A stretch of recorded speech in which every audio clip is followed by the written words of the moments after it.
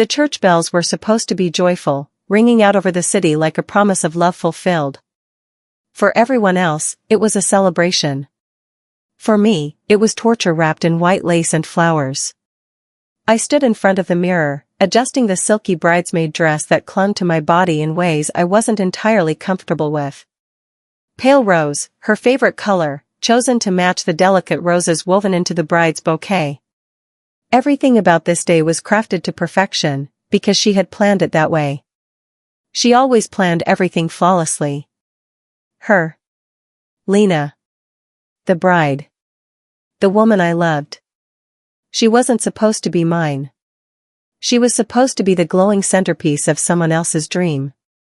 And yet, as I watched her through the crack of the dressing room door, standing there in a gown that shimmered like moonlight, I couldn't help the sharp ache in my chest. I remembered the nights we'd stayed up until dawn, tangled in laughter and whispered secrets. I remembered how her hand would find mine when she was nervous, her thumb brushing over my skin in circles that set fire to my veins. And I remembered the single kiss, soft, stolen, half-drunk under the stars, that we never spoke of again. "Are you ready?" Her voice broke into my thoughts. She stood at the door, radiant, her veil cascading around her shoulders. Her eyes met mine, and for a second, I swore I saw hesitation flicker there. But it vanished quickly, replaced by the practiced smile of a bride who was about to walk down the aisle to a man who adored her. "Yes," I said, though the word felt like a betrayal of everything I wanted. I walked behind her, watching the way the dress hugged her figure, the curve of her back, the way she moved like she was born to be adored. My pulse hammered in my ears. My role was clear: smile, fix her veil, hold her bouquet, and stand silently while she promised herself to someone else. But inside, all I wanted was to grab her hand and run. When the music started and the heavy doors opened, I forced myself to breathe. Guests turned, cameras flashed, and Lena's smile grew brighter as she walked forward. But halfway down the aisle, her fingers reached back, just for a second, and brushed against mine. It was fleeting, but it was enough to ignite something I thought I had buried long ago. And in that moment, I knew. This wasn't just her wedding day. It was the day I had to decide whether to let her go, or finally fight for her. The ceremony moved like a dream I wasn't part of. I stood at the altar, my lips stretched into a polite smile while vows were exchanged.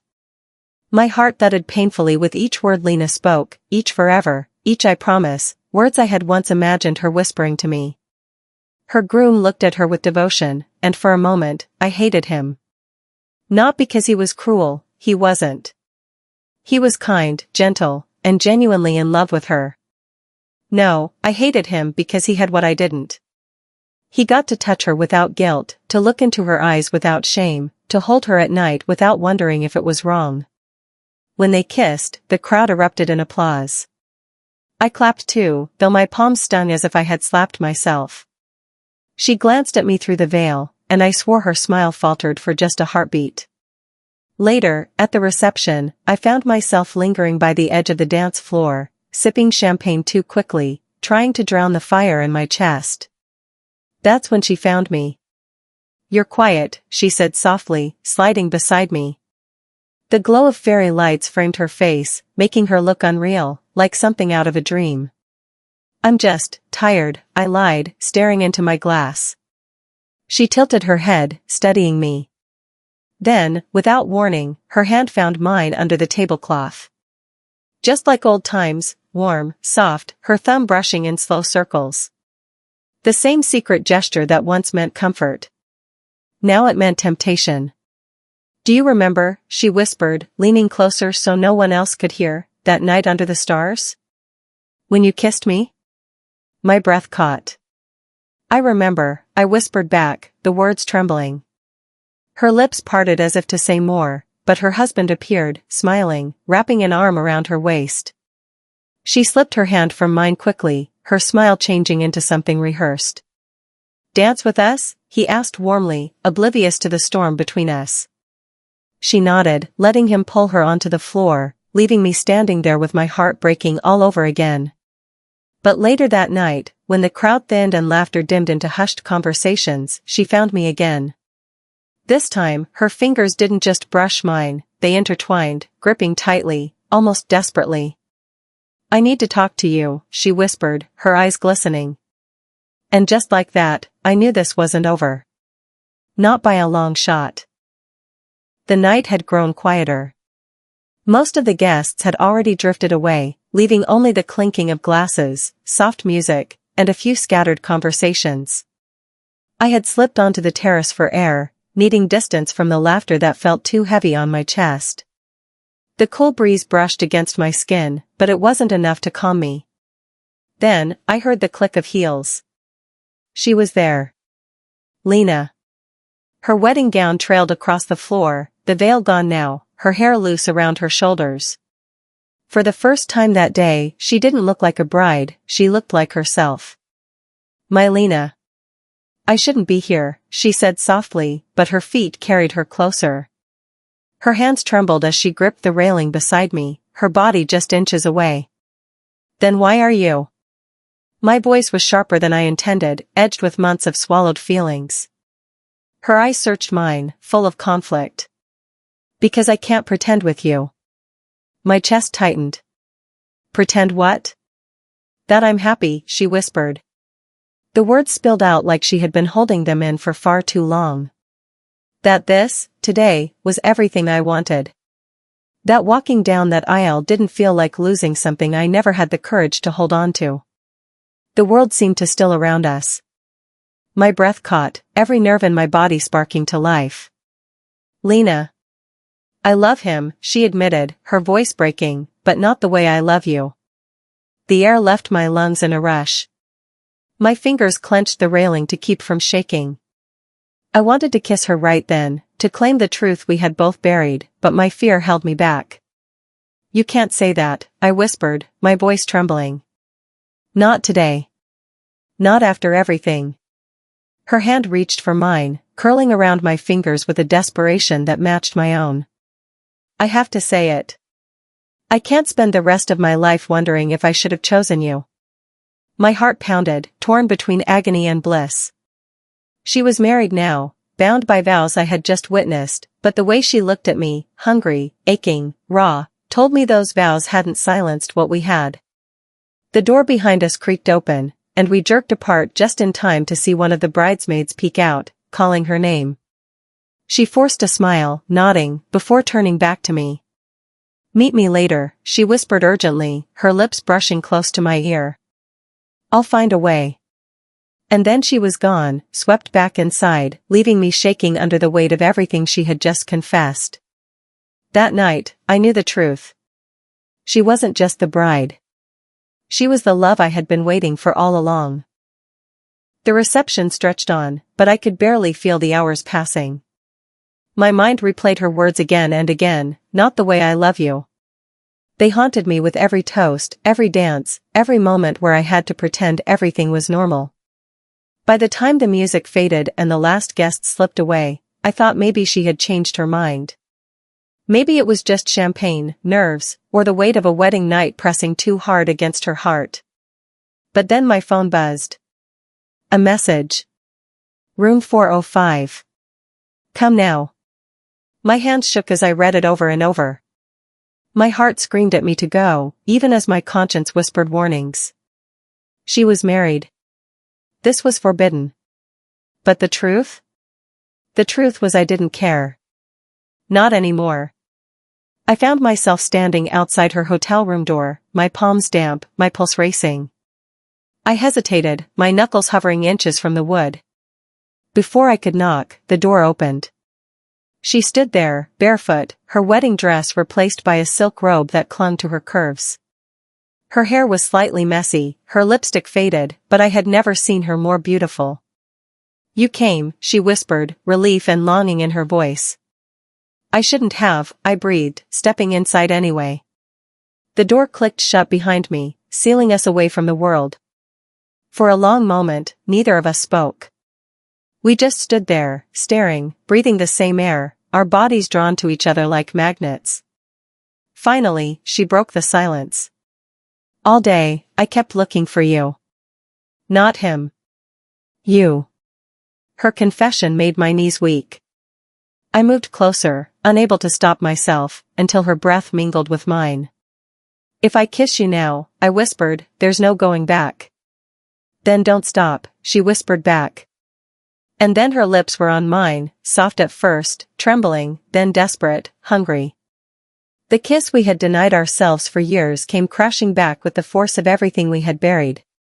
Her hand slid into my hair, pulling me closer, while mine gripped her waist, feeling the silk shift beneath my fingers. She tasted like champagne and something forbidden, something that burned and soothed all at once. When we finally pulled apart, both of us were breathless, our foreheads pressed together. "I've wanted this since the moment we met," she confessed, her voice breaking. "So have I," I whispered. "God, so have I." In that dimly lit hotel room, the world outside didn't exist anymore. There was only her. Only us. And for the first time it felt like we were exactly where we were meant to be.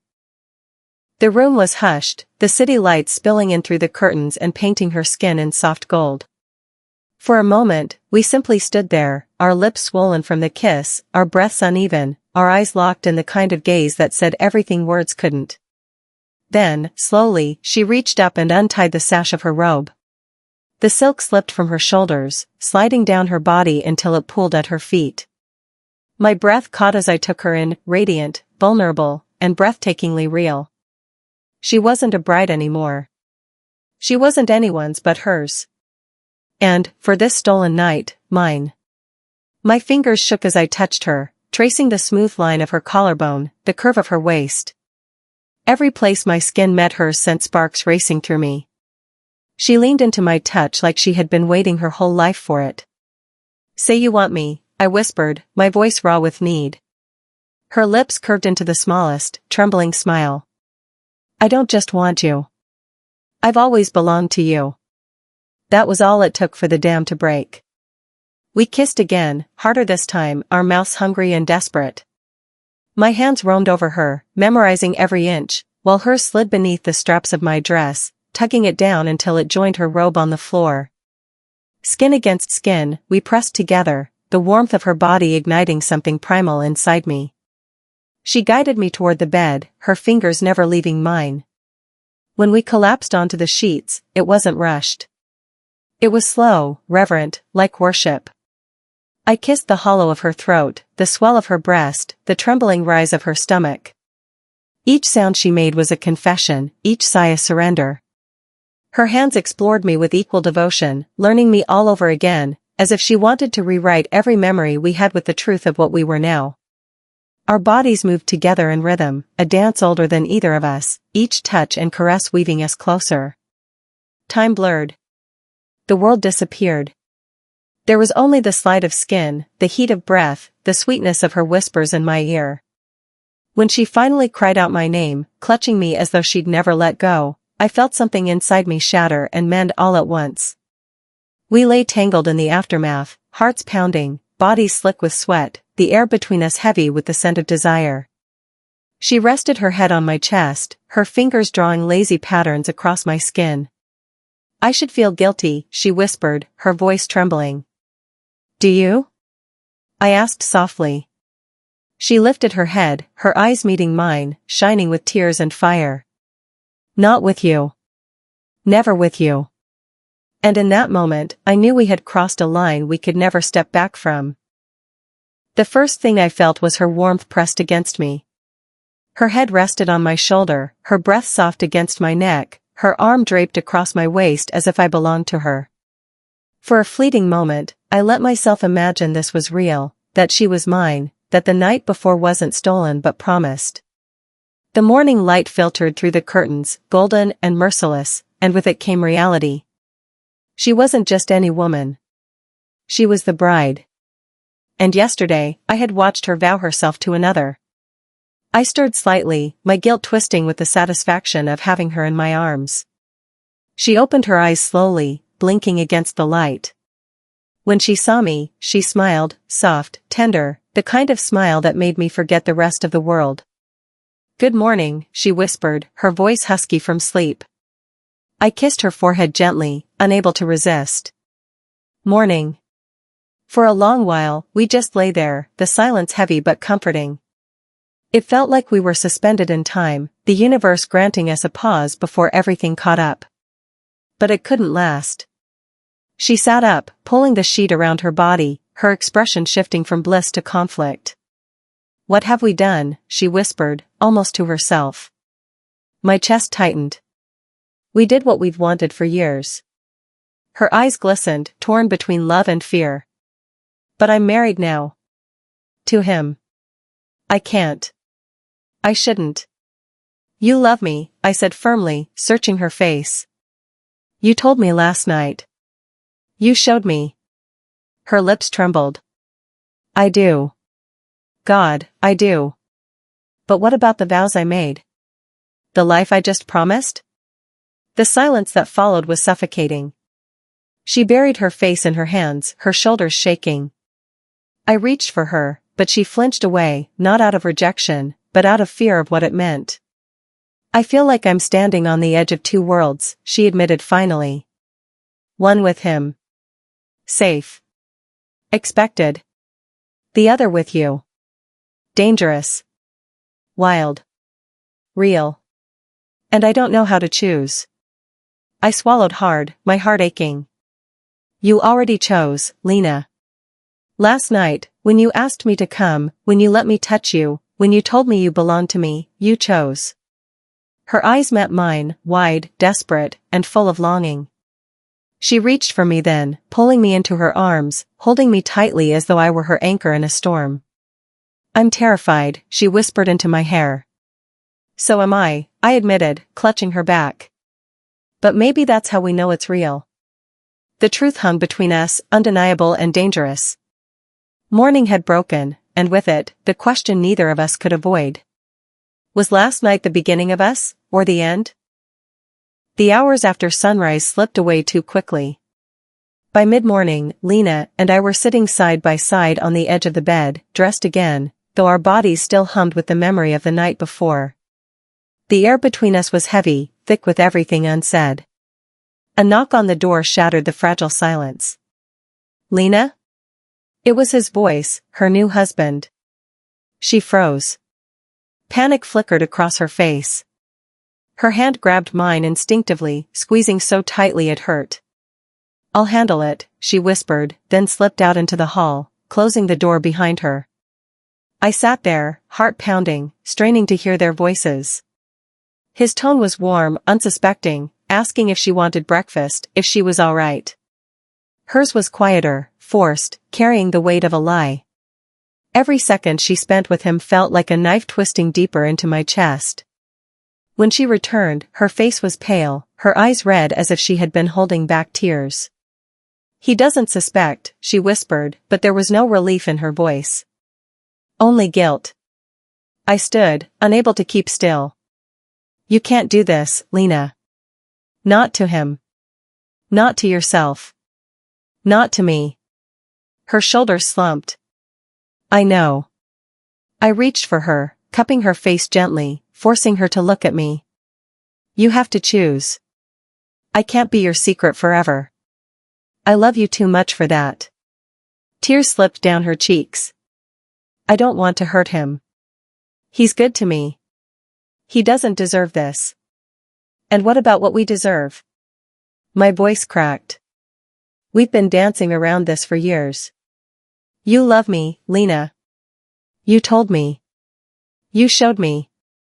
Last night wasn't a mistake, it was the truth." Her lips trembled, her breath hitching. She buried her face in my chest, clutching me like she was drowning. "I'm so scared," she whispered. "So am I admitted, stroking her hair. "But living a lie will destroy you. It will destroy us both. If you choose him, I'll let you go. I'll walk away and never look back. But if you choose me," my voice softened, raw and trembling, "I'll spend the rest of my life proving you were right too." The silence stretched between us, broken only by her uneven breaths. I could feel the war inside her, the pull of duty against the pull of desire, the life she had built against the love she had buried. Finally, she pulled back, her eyes blazing with something fierce and fragile all at once. Give me time, she whispered. Just a little. I need to figure out how to do this, how to leave without destroying him. It wasn't the answer I wanted, but it was enough. Enough to hope. Enough to keep holding on. I kissed her forehead softly, my heart aching with both fear and longing. I'll wait, I said. But not forever. Her fingers tightened around mine, as if silently begging me not to let go. And in that fragile promise, the choice began to take shape. Days folded into one another like the pages of a book I couldn't stop reading. Lena moved through her new life with a hollow smile, the choreography of married days performed with mechanical grace. I watched from the edge, texts left unread, calls returned with short, careful words, and a patience that thinned with every sunrise. She kept her promise for as long as she could. She hid the tremor in her voice when she spoke to me, met me in corners and doorways, sent little notes folded between pages, and stole hours whenever a wedding errand gave her a sliver of freedom. We lived in those moments like contraband, intense, urgent, fragile. But secrets burn bright, and they burn out quickly. The small lies, an unexplained absence, a lipstick on a collar, a text thread accidentally left open, built into questions that could no longer be smoothed over with excuses. One evening, after a dinner that felt like ritual, Lena came to me, her hands trembling, eyes raw. I can't do this, she said, the words rending the quiet. I'm hurting him. I'm hurting myself. I thought I could balance both, but I'm breaking. We sat on the same terrace where she had confessed at her wedding reception, the city humming below. What will you do? I asked, though the answer thrummed through us both. She breathed, a long shuddering inhale that seemed to draw courage into her bones. I have to tell him. Honesty, even if it destroys what we built. He deserves the truth, and I deserve to stop pretending. The conversation that followed was merciless in its honesty. She told him everything, how she'd met me, the history of our closeness, the kiss under the stars, the night in the hotel room. He listened, stunned and then sorrowful, grief flashing across his face like heat lightning. He had loved her with the quiet, steady devotion of someone who believed their life was shared. When she said she loved me, too, his world rearranged in front of him. There was no dramatic shouting match, no cinematic confrontation, just the brittle, human pain of three people whose lives had been altered by truth. He left not in fury but in a quiet, shattered way that was somehow kinder. He told us to find what we were looking for, though his voice cracked with the weight of what he'd lost. After he left, silence settled into the house like a living thing. Lena and I held each other in the empty rooms, the echoes of promises we hadn't meant to break tracing the walls. She wept for him, for us, for the life she had dismantled to make space for something truer. I washed her face with my thumbs, kissed away the salt of tears, and let her rebuild herself in my arms. It wasn't easy. There were strangers' stares, whispered judgments from acquaintances, moments where guilt gnawed at the edges of our joy.